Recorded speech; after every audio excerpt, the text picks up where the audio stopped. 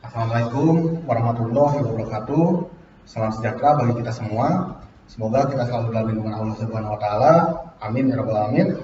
Pada hari ini, Minggu 29 Maret 2020 akan dilaksanakan sidang pra-TA secara online dengan judul Analisis Keselamatan Kerja pada Proses Tie-in Join Pekerjaan Pipeline. Dan perkenalkan, nama saya Ari Gandara, mahasiswa Politeknik Negeri Batam, jurusan Teknik Mesin, program studi Teknik Pengelasan. Dalam kesempatan ini, saya ingin berterima kasih kepada Ibu Nurfitria Pujo Laksonawati selaku dosen pembimbing pertama dan Ibu Anissa Fiona selaku dosen pembimbing kedua, yang mana telah banyak membantu saya dalam menyusun tugas akhir ini. Serta saya juga berterima kasih kepada Bapak Rizky Pratama Udayanto selaku dosen penguji pertama dan Bapak Cahyo Budi Nugroho selaku dosen penguji kedua. Terima kasih telah mempersilahkan saya untuk presentasi. Di presentasi ini, saya akan membahas 4 poin utama. Yang pertama, pendahuluan, terdiri dari latar belakang, tujuan, dan batasan masalah. Poin kedua, dasar teori. Poin ketiga, metodologi. Dan poin keempat, daftar pustaka. Di latar belakang, saya akan menjelaskan apa itu tie-in join. Tie-in join merupakan sambungan pipa terhadap fasilitasnya atau terhadap jaringan pipa lainnya yang dilakukan di dalam lubang galian. Karena proses penyambungan dilakukan di dalam lubang galian, maka potensi bahaya yang ada pada pekerjaan tie-in join itu sangat tinggi. Sehingga sebelum dilaksanakannya pekerjaan tie-in join, itu harus dilakukan proses risk assessment atau analisis keselamatan kerja. Tujuan dari penelitian ini yaitu untuk mengidentifikasi setiap potensi bahaya yang ada pada pekerjaan tie-in join, serta menentukan metode yang tepat untuk mengurangi potensi bahaya tersebut. Agar penelitian ini terfokus kepada tie-in join, maka kegiatan penelitian ini dilakukan di pekerjaan pemasangan gas residual attachment PT Wilmar Nabati Indonesia di Dumai. Serta penelitian ini dilakukan untuk mengidentifikasi dan menentukan metode yang tepat untuk mengurangi potensi bahaya pada pekerjaan tie-in join. Meskipun sebenarnya proses risk assessment itu sendiri dilakukan secara menyeluruh untuk setiap proses pekerjaan.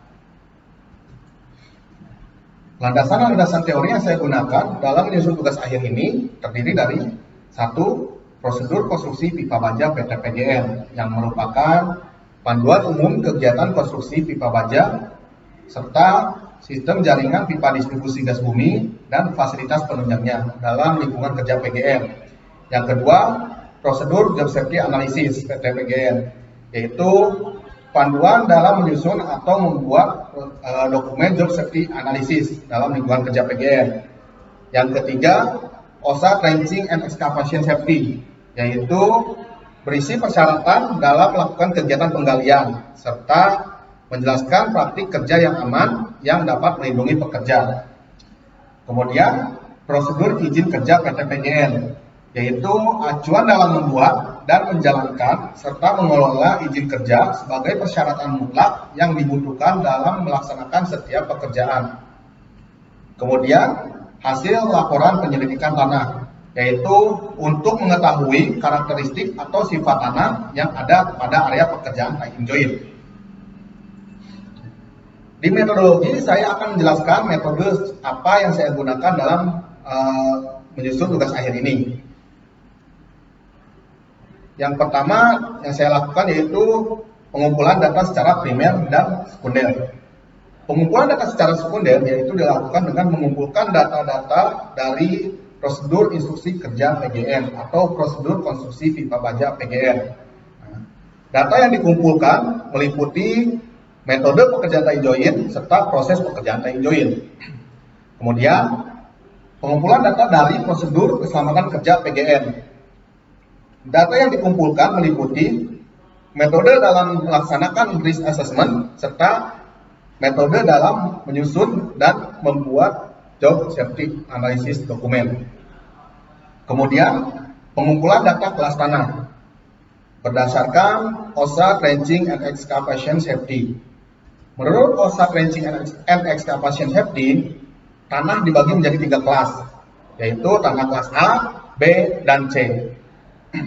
Tanah kelas A yaitu tanah kohesif dengan kekuatan tekan lebih dari 1,5 ton per feet kuadrat atau 144 kilopascal. Contoh tanah kelas A yaitu tanah bersemen.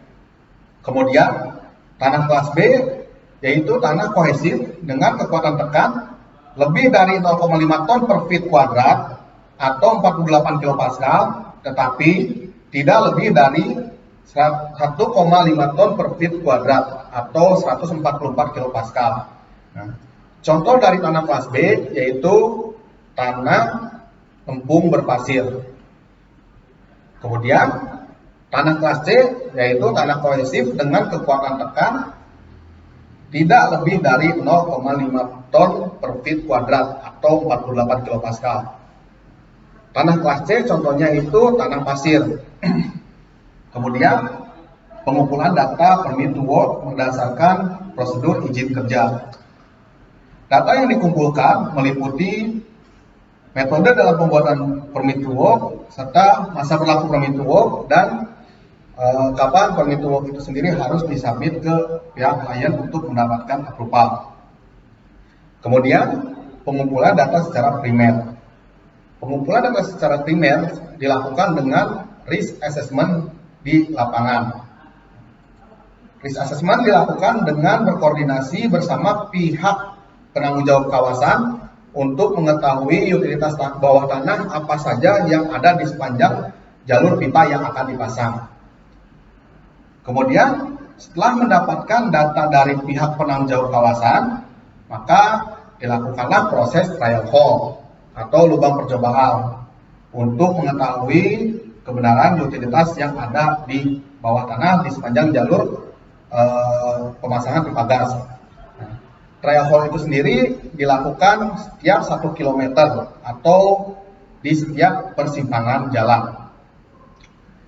Kemudian selain dari identifikasi utilitas apa saja yang ada di area sepanjang jalur pemasangan pipa gas, identifikasi terhadap proses pengelasan itu sendiri juga dilakukan. Nah, identifikasi meliputi potensi bahaya kimiawi, potensi bahaya elektrikal, dan lain sebagainya. Kemudian setelah dirasa data-data itu sudah cukup, maka data-data tersebut dituangkan ke dalam job safety analysis. Di job safety analysis ini sendiri terdapat beberapa tabel. Yang pertama ada tabel nomor, tabel tahapan pekerjaan, tabel bahaya, tabel risiko, tabel akibat, dan tabel tindakan pengendalian. Setelah dokumen job safety analysis ini dibuat, maka harus segera diserahkan kepada pihak klien untuk mendapatkan approval dari mereka. Dan apabila terjadi perubahan terhadap metode kerja yang baru, material baru, serta peralatan yang baru yang dapat menyebabkan potensi bahaya, maka pekerjaan harus dihentikan sementara. Dan pihak dari mitra atau kontraktor harus melakukan kajian ulang terhadap job safety analisisnya. Berikut referensi yang saya gunakan dalam menyusun tugas akhir ini. Yang pertama, prosedur konstruksi pipa baja PT PGN. Yang kedua, prosedur K3 job safety analysis PT PGN. Yang ketiga, OSHA Trenching and Excavation Safety. Yang keempat, prosedur K3 izin kerja PGN. Baik, sekian presentasi yang bisa saya sampaikan. Mohon maaf apabila ada salah kata. Wabillahi taufiq wal hidayah. Wassalamualaikum warahmatullahi wabarakatuh.